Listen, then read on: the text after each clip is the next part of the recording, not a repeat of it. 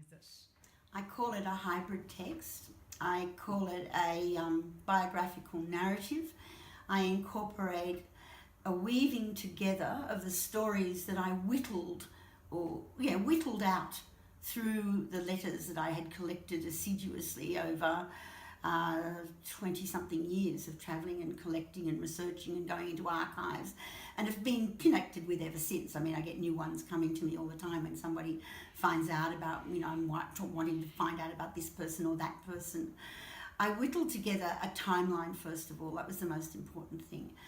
A lot of the letters that I've collected weren't chronologically dated, so I had to work out from where they fitted in the jigsaw puzzle of all the correspondence between the three major correspondents, but there are lots of other sub-correspondence and sub-stories that weave through those correspondences, especially the story of Kay Keane, who died of tuberculosis, and who led to the writing of Dymphna's book, Say No to Death, which is a classic book that has become a love story internationally. The Moscovites don't see it as a political book at all, because they knew nothing of how bad the TB medical industry was in Australia in the 1940s.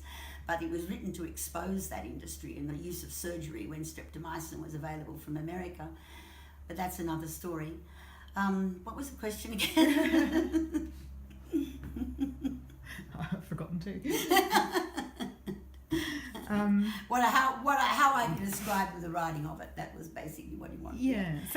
So it was initially the weaving of the letters, getting the letters into order, and then out of the letters picking what the stories and themes were that I could see emerging, and whittling those out of the letters and into a pattern of cross-meeting each other, in the middle of which I often had to put a lot of storytelling to explain what had happened in, say, a hiatus of 5 months or something, in which a lot of activity had taken place, and the next letter just mentions the end of that activity, whereas there'd been all this stuff that they'd been up to, and I'd had to winkle out of history in all sorts of ways.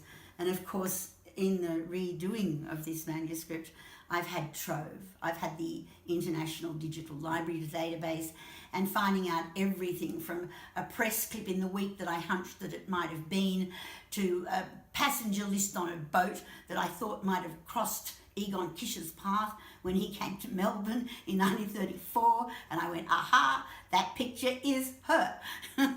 So it really was a detective search to piece together and get a continuous thread on the subplots that I wove through, extracting parts of the letters to dovetail with parts of past letters and to meet with narrative and historical fact and evidence in the middle.